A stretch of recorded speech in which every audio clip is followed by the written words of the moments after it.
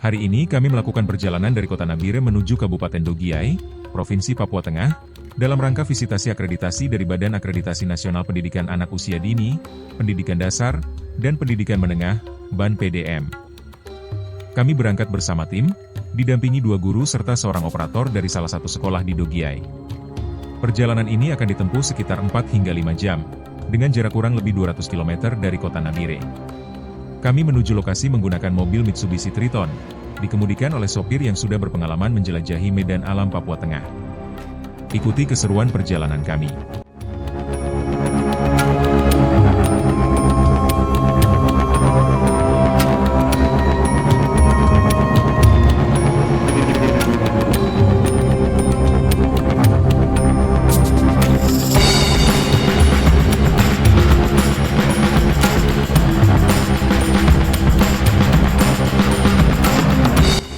Ini adalah jalan utama yang kami lalui dari Kota Nabire ke Kabupaten Dogiay. Jalan ini adalah bagian dari Jalan Trans Papua, yang sering juga disebut Trans Nabire Dogiay Jalan Trans Paniai Nabire Dogiay. Jalan ini merupakan salah satu ruas protokol di jaringan Trans Papua yang menghubungkan Nabire dengan wilayah pegunungan tengah Papua termasuk Kabupaten Dogiay sendiri. Secara fungsi jaringan jalan, rute ini tidak hanya menghubungkan Nabire dengan Dogiay, tapi juga menjadi akses vital bagi beberapa kabupaten lain di Papua Tengah seperti Deyai dan Paniai.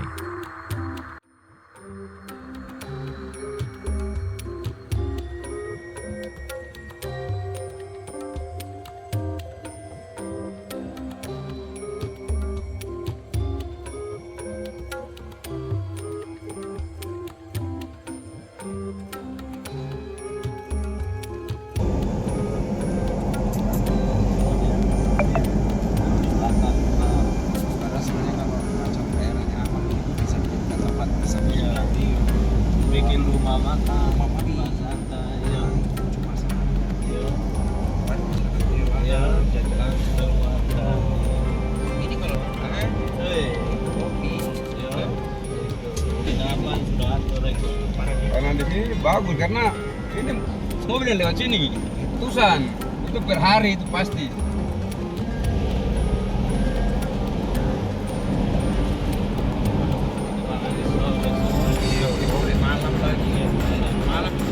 Di sini. Ini kan dulu tempat-tempat ini indah dulu sini tapi itu sudah. Nah, di sini keadaan itu ya orang takut dulu orang sudah mulai dulu. macam tadi itu kita orang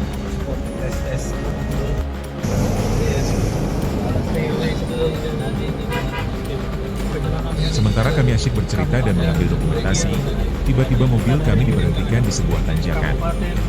Ada seseorang yang mendekati kami dan meminta uang dengan alasan untuk membeli rokok.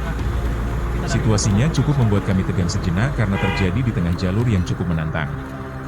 Setelah sopir memberikan uang Rp10.000, barulah kami diperbolehkan melanjutkan perjalanan. Kita ini tidak ini. Ya, satu.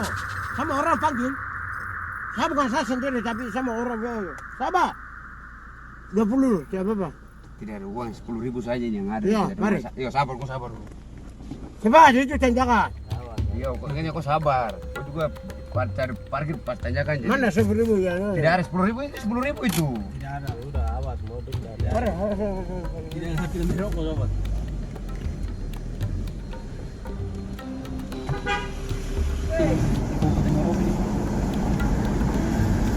berarti kalau mau ke Kalau saya lihat di kereta itu di Turki itu ada danau di atas itu.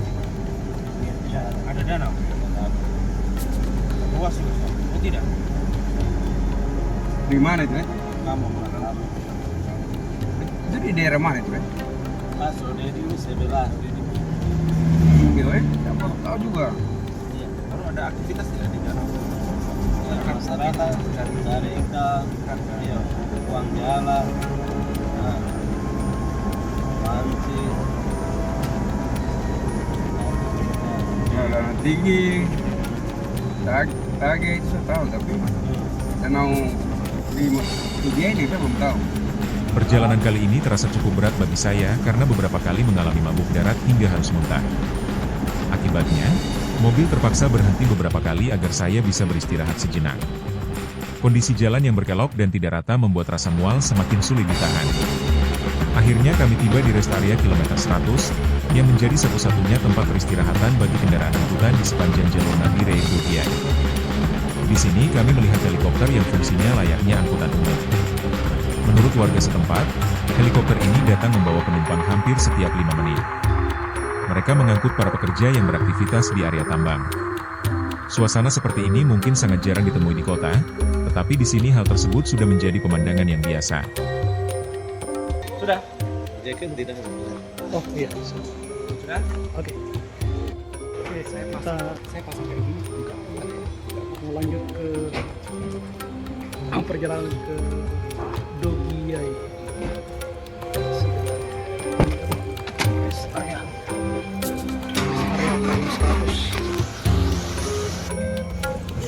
Apa ini? Kilo 100 kilo kan? Iya ya.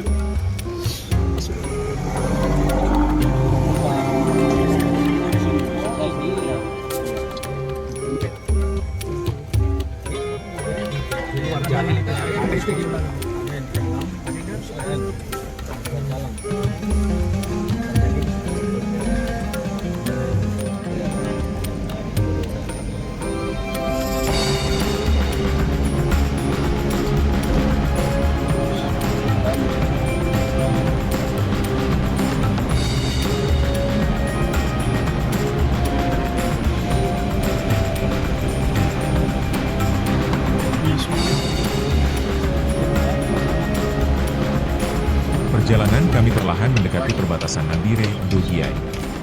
Dari rest area ini, jarak menuju titik perbatasan kurang lebih sekitar 10 km. Sepanjang ruas ini, suasana jalan kembali didominasi kawasan hutan yang lebat. Pepohonan tinggi di sisi kiri dan kanan membuat perjalanan terasa semakin sunyi dan alami.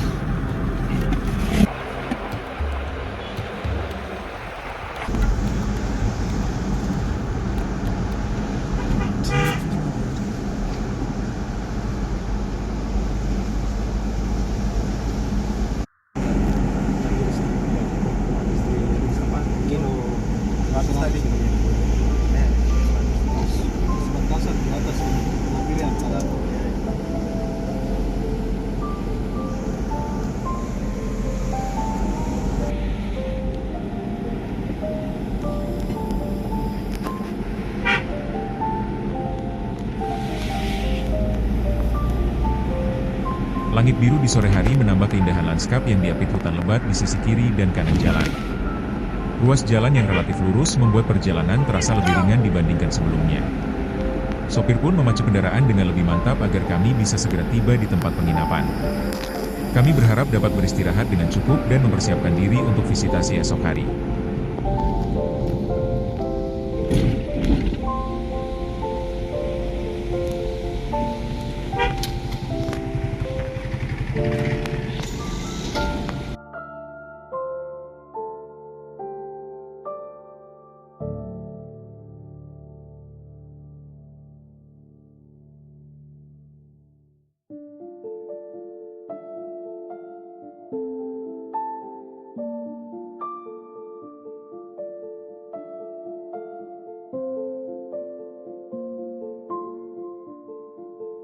Hamparan pepohonan kecil di sisi kiri dan kanan jalan membuat perjalanan terasa sejuk dan menyenangkan. Meskipun sinar matahari sore masih tersisa, suasana tetap terasa segar. Perjalanan pun relatif sepi dari lalu lintas kendaraan. Ditambah lagi, udara di kawasan ini masih sangat bersih sehingga hampir tidak terasa adanya polusi.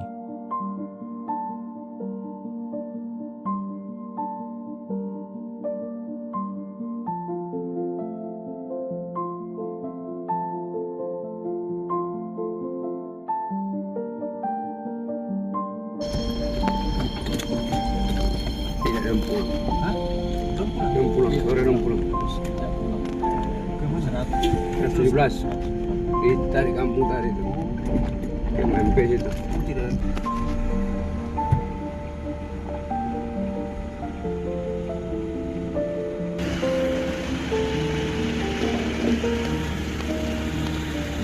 Menurut sopir dan guru yang mendampingi kami, titik ini merupakan ruas yang paling parah jika terjadi longsor.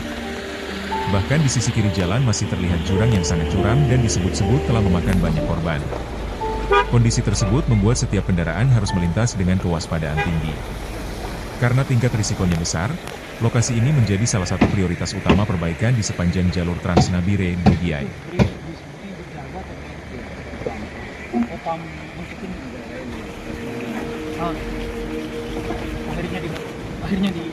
Tidak dijaga lagi.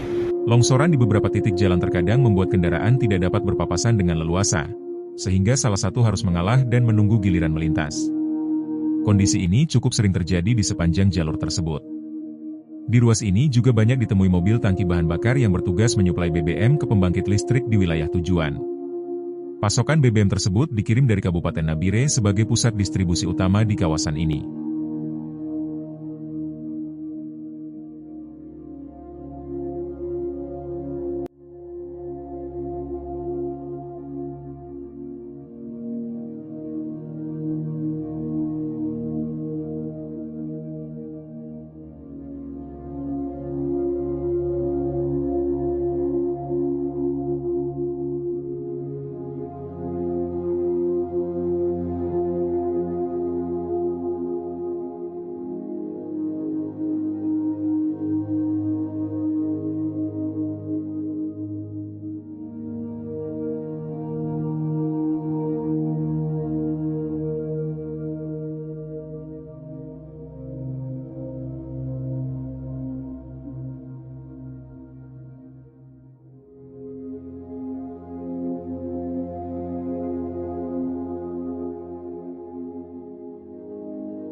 Kondisi jalan yang basah dan berlumpur ini disebabkan oleh aliran air dari lereng gunung yang tidak memiliki saluran khusus, seperti jembatan kecil atau gorong-gorong.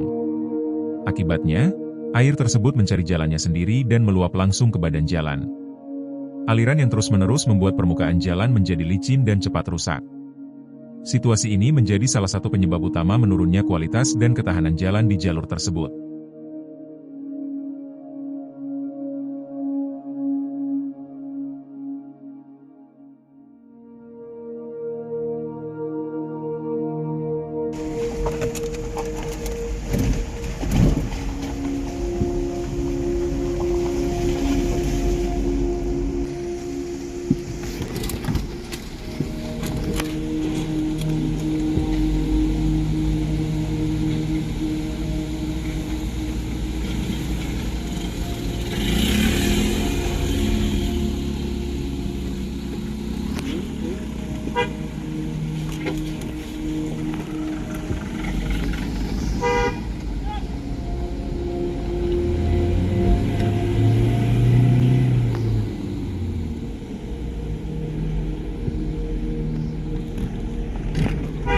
Tadi itu, pasien tadi itu, tangga ya, di Nabire. Iya.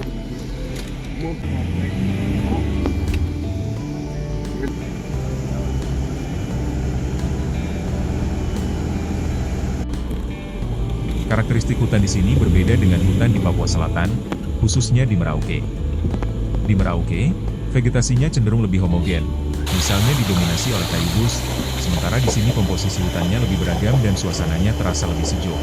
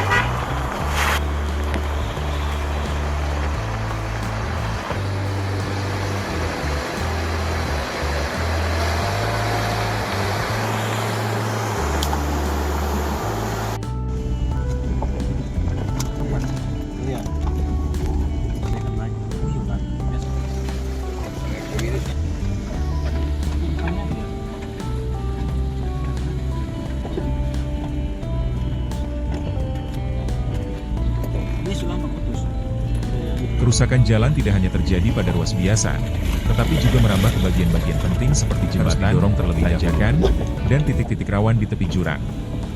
Bahkan area yang seharusnya menjadi prioritas pemuatan justru ikut terdampak. Kondisi ini tentu meningkatkan risiko bagi para pengemudi yang melintas. Dengan struktur tanah yang labil dan kontur yang curam, setiap kerusakan kecil dapat menjadi ancaman serius bagi keselamatan.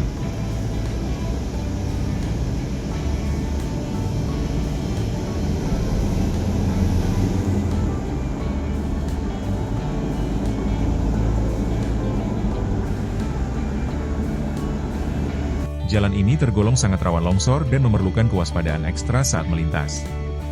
Di beberapa titik terlihat alat berat yang disiagakan karena jalur ini kerap memakan korban. Mobil kami pun sempat kesulitan saat menanjak, meskipun kemiringannya sebenarnya tidak terlalu curam. Permukaan kerikil yang lepas membuat ban beberapa kali selip hingga akhirnya kendaraan harus didorong terlebih dahulu.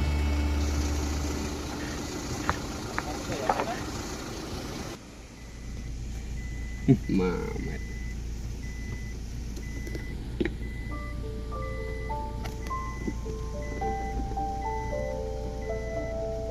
Boleh.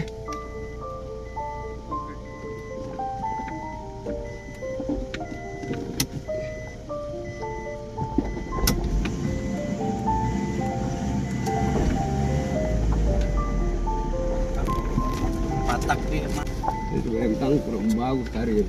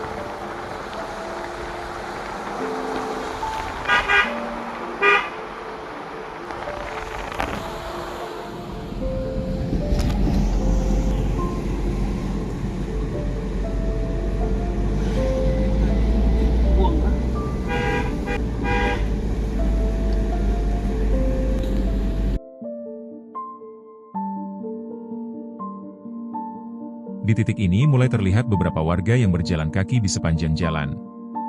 Hal tersebut menandakan bahwa pemukiman sudah tidak jauh dari lokasi ini. Kami juga melihat seorang warga yang duduk di tepi jalan bersama anaknya, mungkin sedang beristirahat setelah menempuh perjalanan. Pemandangan sederhana ini menjadi tanda bahwa kehidupan masyarakat tetap berjalan di tengah kondisi alam yang menantang.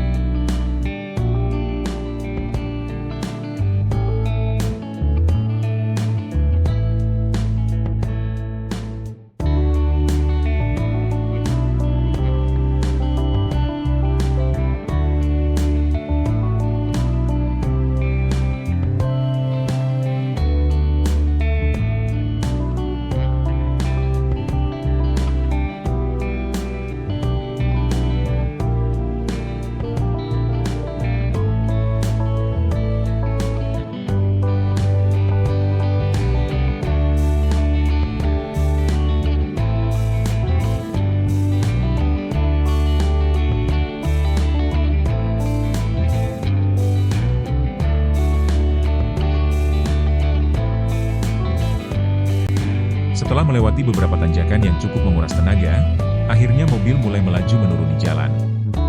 Suasana terasa sedikit lebih lega karena beban mesin tidak lagi seberat saat menanjak. Namun, pengemudi tetap menjaga kecepatan agar kendaraan tetap stabil di turunan. Perjalanan pun berlanjut dengan ritme yang lebih tenang.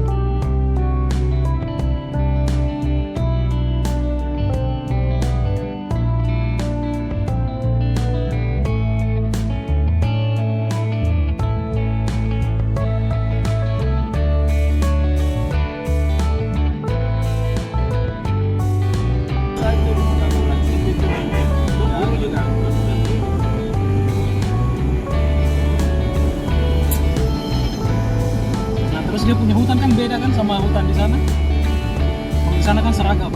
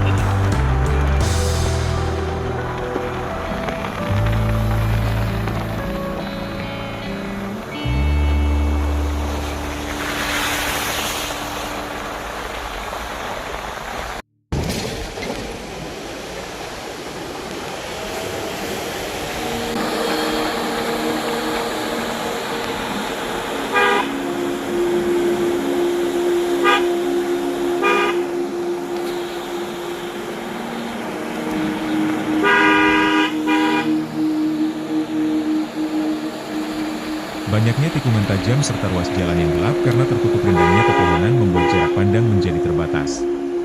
Dalam kondisi seperti ini, sopir harus lebih waspada saat melintas. Ia pun beberapa kali membunyikan klakson panjang sebagai tanda peringatan. Hal itu dilakukan untuk memberi isyarat kepada kendaraan dari arah berlawanan agar sama-sama berhati-hati.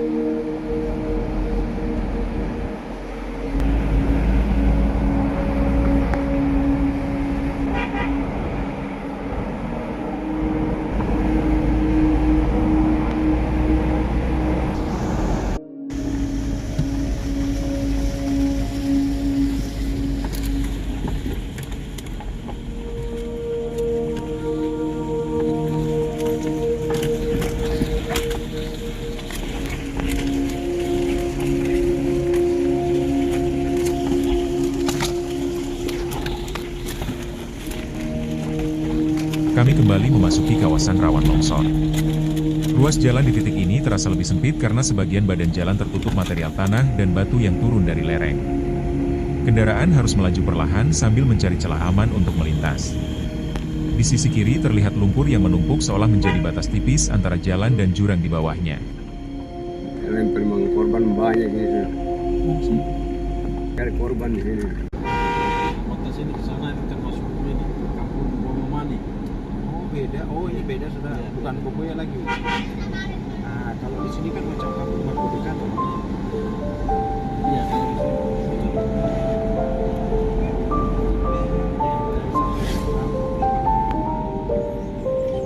Pemandangan ya.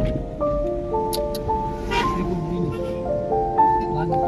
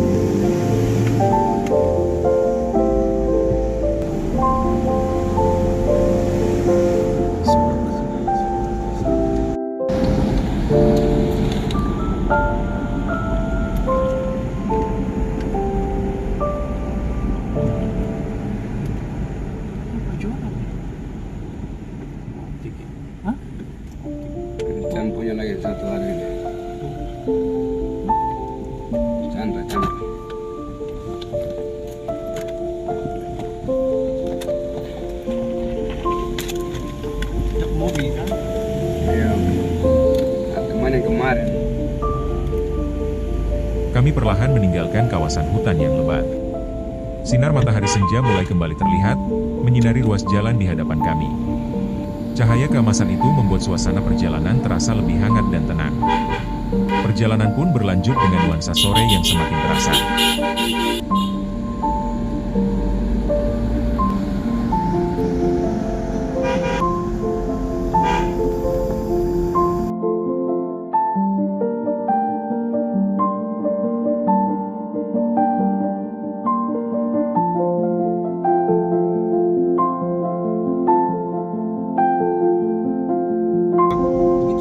Mau Gode, ada apa? Ada SMP. Baik, berarti sama saja, lebih bagus bermalam di sana. Mana? SMP, dari Mudio ke Yarakutu lebih dekat. SMP yang di Timepa ini. SMP Negeri 1 Mafia Tengah. Mapet Tengah di Timepa. Jadi besok selesai aku ke Timepa. Oh, di Timepa sana bukan yang di Mudio. Bukan tinggal di Mudio. Oh, kalau begitu balik kanan. Iya, balik. Saya pikir itu yang di Mudio. Iya, itu kan mafia SMP Negeri 2 Mapet Tengah. Oh. Dan sebelahnya SMP Negeri 1 Mapet Tengah. Wah, berarti saya juga salah paham itu. Saya pikir SMP. Sama onsite.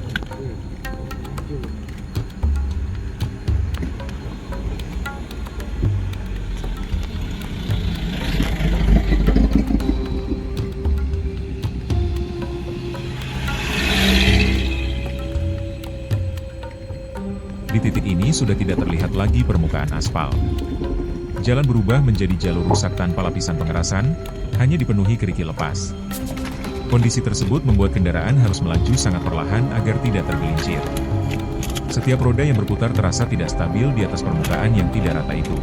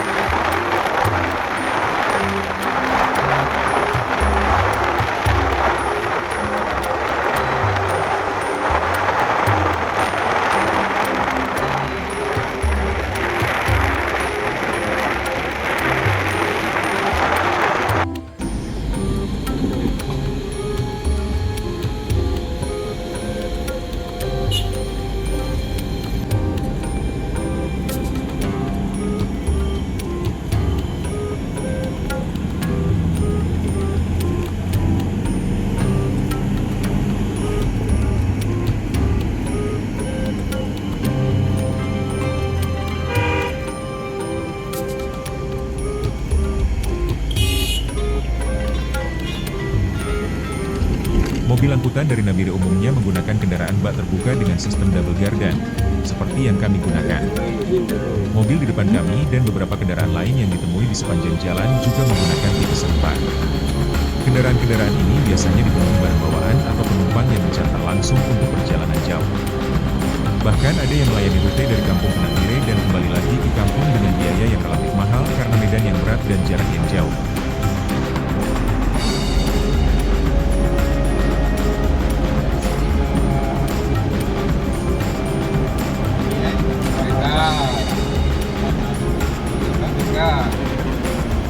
Kalau ada dia itu kurang lebih 1 jam lah, kalau tidak halangan jalan.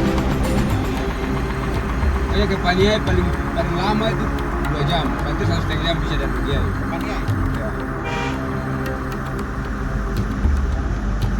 Kalau tidak ada halangan di jalan. Berarti yang ngambil di dia paling jauh tuh Nagari Dogiai aja. Jalan juga sudah begini juga aspal juga. Kan dari Dogiai ke sana tuh sekitar 80 kilo ke Paniai. Ya.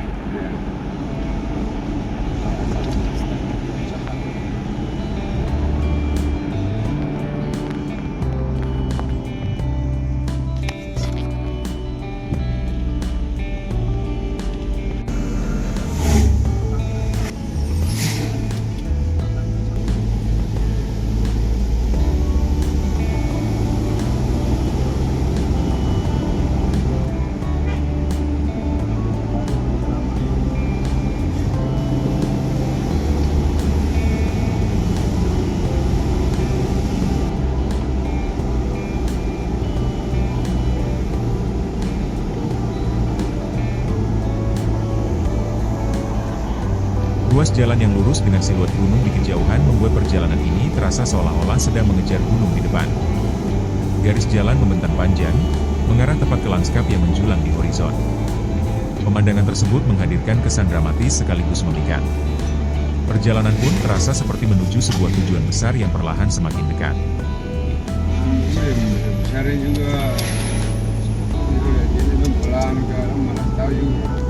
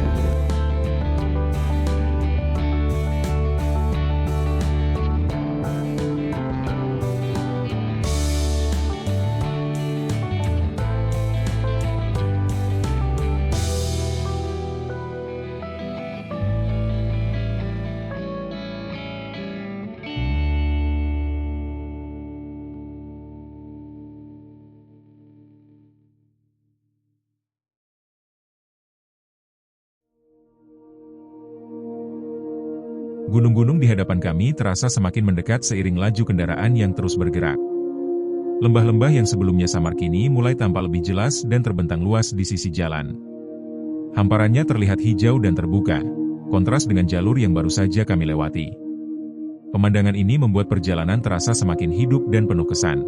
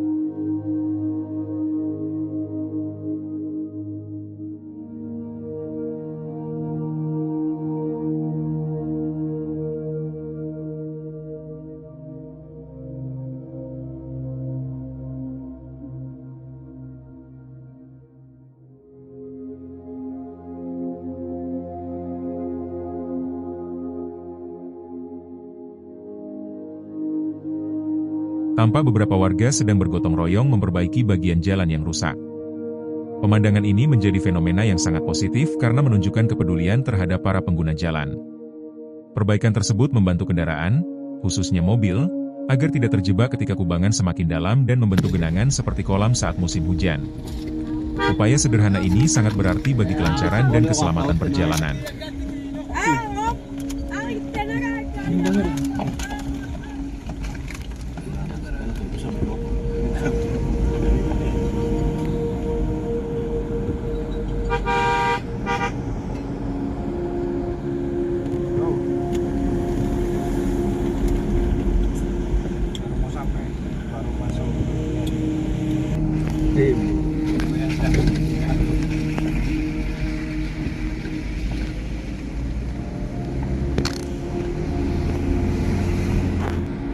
PPR ini. Oh,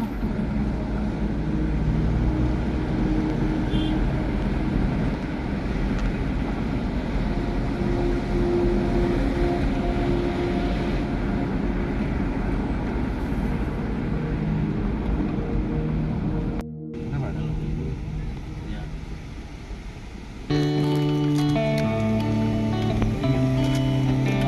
Di sisi kiri dan kanan jalan terlihat tumpukan batu kali yang disusun rapi, biasanya digunakan untuk keperluan adat seperti tradisi bakar batu maupun untuk pembangunan infrastruktur.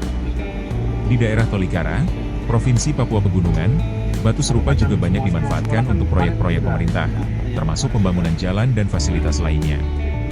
Harga satu tumpukan bisa bervariasi, mulai dari sekitar 1 hingga 2 juta rupiah atau lebih, tergantung jumlah serta tingkat kesulitan dalam mengumpulkannya. hah? Namun, untuk lokasi di sini, kami tidak sempat menanyakan secara langsung berapa harga tumpukan tersebut. Yang sekolah mana? Ada. Yang satu? Tidak bisa. Jangan-jangan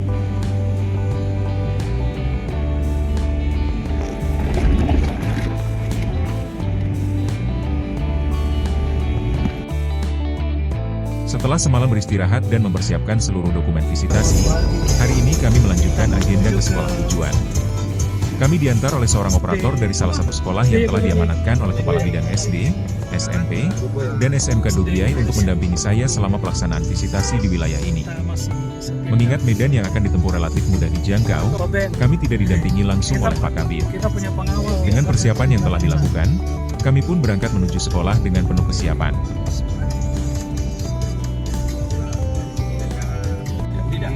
Tidak lewati. Ya ke arah yang sana kita jemput, waktu kita jemput Pak Samsul itu. SMK itu. Ya, arah ke sana lagi tidak jauh dari situ.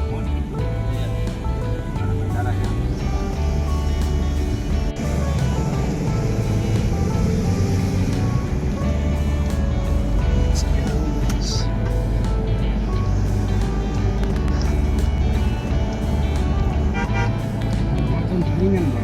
Panas memang sudah.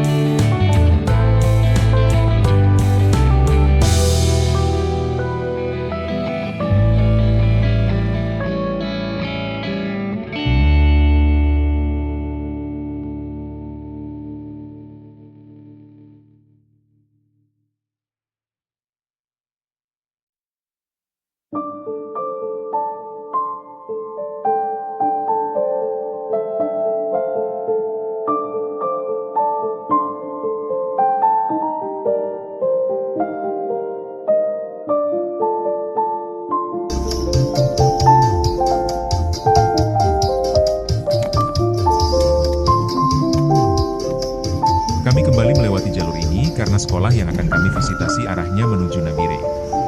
Namun, penginapan kami berada di ibu kota Kabupaten Dogiai. Artinya, kami harus menempuh rute yang sama untuk sementara waktu sebelum tiba di lokasi sekolah. Perjalanan pagi ini terasa lebih ringan karena kami sudah mengenali medan yang akan dilalui.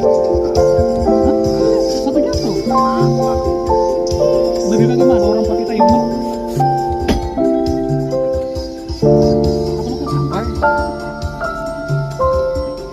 Kayak injak, kayak dia injak besi. Dia lompat apa kayak klap kan. Kan? Sini mobil langsung miring. Hah? Bukan. Mobil langsung miring langsung. Biar tak sabar nanti atas gua lihat cek.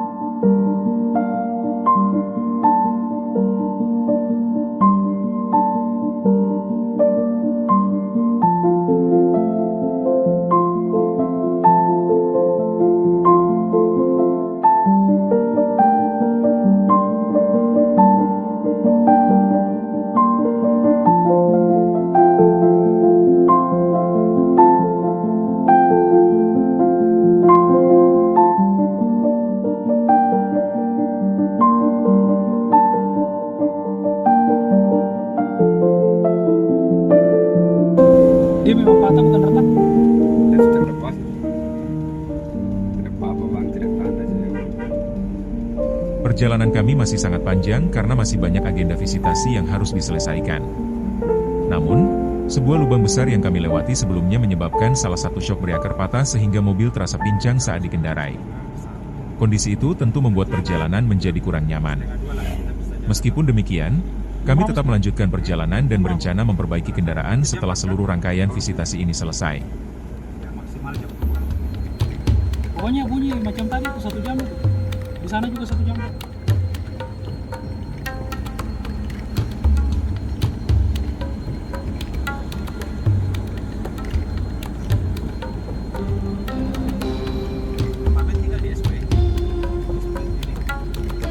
Ketiga itu sebelah mana? Yang ke kanan?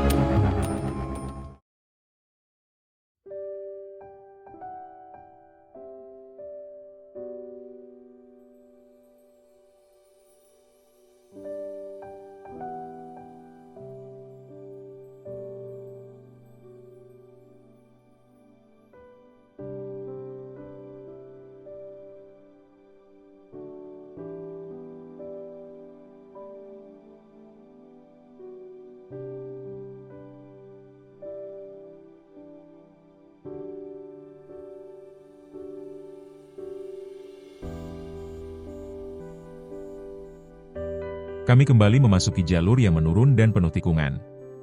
Kondisi jalan yang licin membuat setiap belokan harus dilalui dengan sangat hati-hati.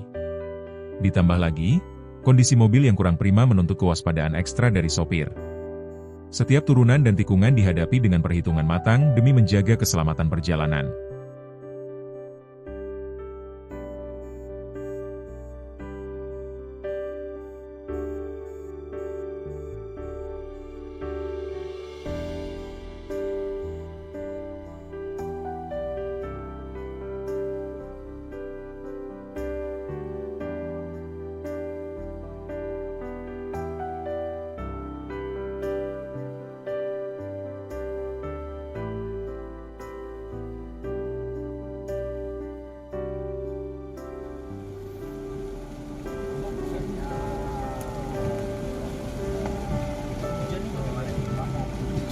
Anak-anak menyambut kedatangan kami dengan sangat antusias meskipun saat itu sedang turun hujan gerimis. Keceriaan mereka tetap terpancar meski halaman sekolah tampak basah. Sementara itu, kepala sekolah dan para guru telah menunggu kami di ruang kantor. Suasana penyambutan terasa hangat dan penuh semangat.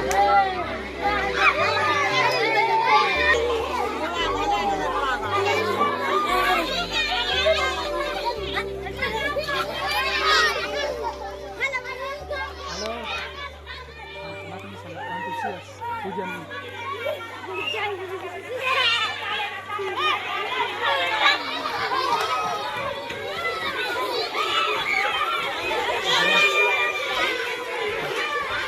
Anak-anak antusias sekali menyambut.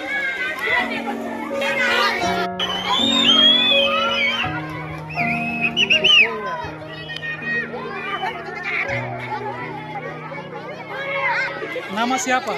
Nama dari Kogomo. Hah? Dari Kogomo? Iya. Kelas berapa? Kelas 5 SD. Iya. Cita-cita mau jadi? Tentara, Pak. Mau jadi tentara? Mantap, belajar ya. Oke, kumpul di sana. Kumpul ya. Nama? Yohanes Dagomu. Siapa? Yohanes Dagomu. Yohanes Kogomo. Kelas? Kelas 5. Cita-cita? Tentara. Tentara? Oke, baik. Kumpul.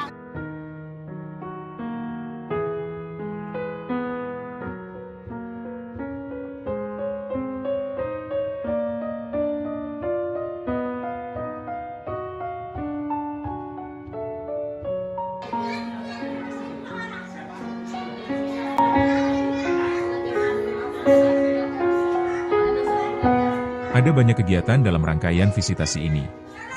Di antaranya wawancara dengan kepala sekolah, guru, dan siswa untuk memperoleh gambaran menyeluruh tentang pelaksanaan pendidikan di sekolah tersebut.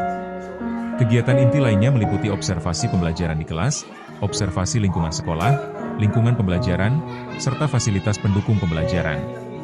Selain itu, kami juga melakukan telaah terhadap berbagai dokumen administrasi dan perangkat pembelajaran sebagai bagian dari proses penilaian.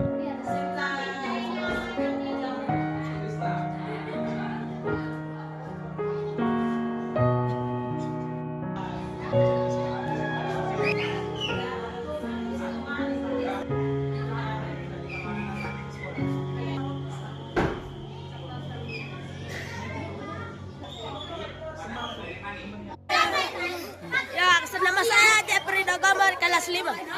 Iya, begini. Kelas 1 juga ini. Ada dari mana asal dari? Asal dari?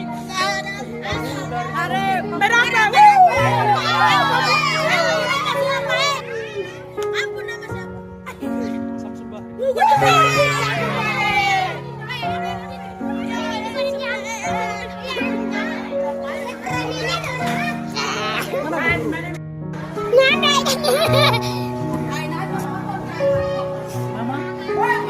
Nama saya Jeffrey. Apa nama beda? Ini siapa ibu? Iya ini. Oke. Sudah ya, Pak? Sudah.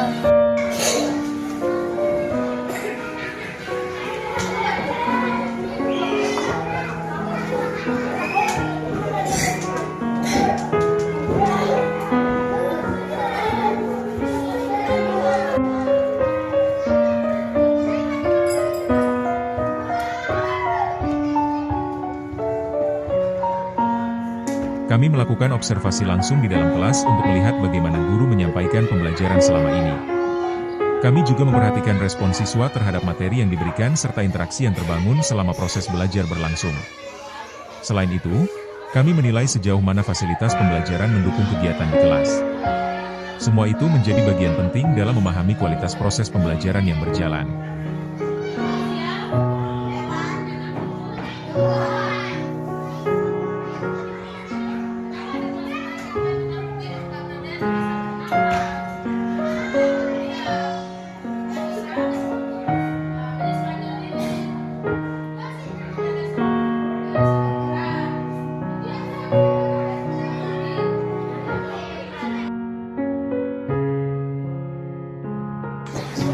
Pelan-pelan sebentar dapat kelas. Siapa? Rio Kotoki. Rio Kotoki kelas berapa tuh? Bisa berhitung? Iya. Coba berhitung.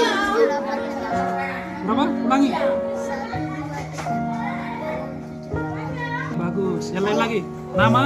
Andreasai. Siapa? Andreasai. Andrasiai. Andreasai. Andreasiai. Oke. Andreasiai kelas berapa? Kelas 3. Kelas 3. Sudah bisa berhitung? Iya, pasti. Coba nomor 10 sampai 1. 1, 2, Dari 10. 10. 10, 9, 8, 7, 6, 5, 4, 3, 2, 1. Oke. Ganti lagi yang lain. Siapa lagi? Alis. Yang perempuan, pink. Siapa namanya? Siapa? Yolanda Kegiomo. Oke. Yolanda Kegiomo kelas berapa? Kelas 3. Cita-cita mau jadi? Saya mencoba berkomunikasi dengan mereka Cita-cita. agar suasana menjadi Mau lebih jadi dekat dokter. dan percakapannya Harus terasa belajar hangat. banyak. Pak guru Saya tanya. menanyakan nama dan cita-cita mereka sebagai Sudah bagian bisa dari interaksi ringan di kelas. Kali-kali dia bisa Di tambah-tambah. sela-sela itu, saya meminta Bisa beberapa tambahkan siswa tidak? untuk Tambah-tambah. membaca serta mengerjakan Yuk, penjumlahan yuk. dasar. Iya. Suasana pun terasa lebih cair Bisa. meskipun tetap 1 tambah dalam 1 konteks berapa? kegiatan visitasi. 2 tambah 3. 5, 5 tambah 4. 9, 9. 9 tambah 6. 9 tambah 6. Berapa? 19. 9 tambah 6 ada yang tahu?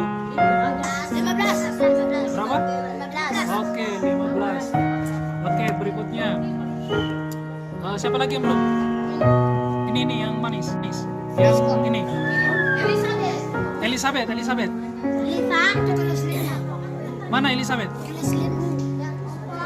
Nah ini saja, ini ya ini saja. Nah nama Magdalena. Sudah bisa tambah-tambah? Bisa? Berkelas berapa? 3. Cita-cita jadi apa? Mau jadi suster? Oke. 1 tambah 1 berapa? Kalau 5 tambah 7? 5 tambah 7 berapa? Ada yang tahu 5 tambah 7? 11. Berapa? 11. 12 ke 11? 11. 11 ke 12? 12. Berapa? 2? Sekarang ganti. Nama? Herlina. Herlina Punai. Coba baca yang ini. Coba, ini bacanya apa? Dari tes acak yang kami lakukan, sebagian besar siswa ternyata sudah mampu membaca dan berhitung dengan cukup baik. Oke, Marco. Kemampuan tersebut terlihat meskipun beberapa di antaranya masih duduk di kelas 3. Hasil ini tentu menjadi catatan positif bagi proses pembelajaran yang berlangsung di sekolah tersebut. Meski demikian, tetap ada beberapa siswa yang perlu pendampingan lebih lanjut agar kemampuannya semakin berkembang. Oke, yang laki-laki lagi. Siapa? Oh ini lagi. Coba. Ini apa? Baca. Ya. Alami orang semua makhluk hidup. Kelas berapa? 3. Di kelas 3 sudah bisa baca semua? Bisa. Bisa. Pintar semua ya? Sudah bisa juga? Perbedaan sehat dengan lingkungan yang tidak sehat. Bisa semua ya? Iya bisa. Jago semua membaca ya? Berhitung sudah bisa semua? Terus setiap hari masuk sekolah kan? Iya. Setiap hari masuk sekolah? Hari Minggu juga? Tidak. Hari apa? Coba sebut. Senin, Selasa, Rabu, Kamis, Jumat, Sabtu. Di mana? Gereja. Gereja. Katolik kah? Katolik juga. Protestan, Katolik. Oh, oke. Terima kasih. Berarti semua jago ya? Semua jago belajar ya?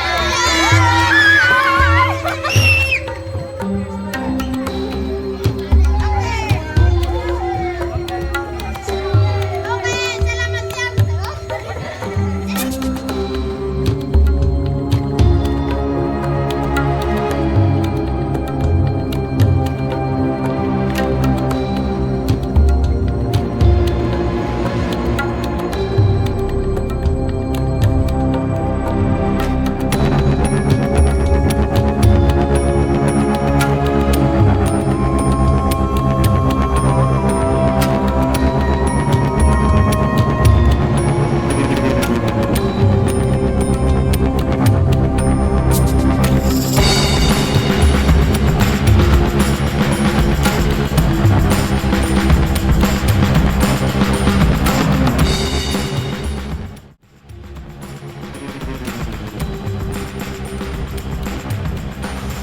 Selesai kegiatan hari ini dan kita kembali ke penginapan untuk besok kita gas lagi.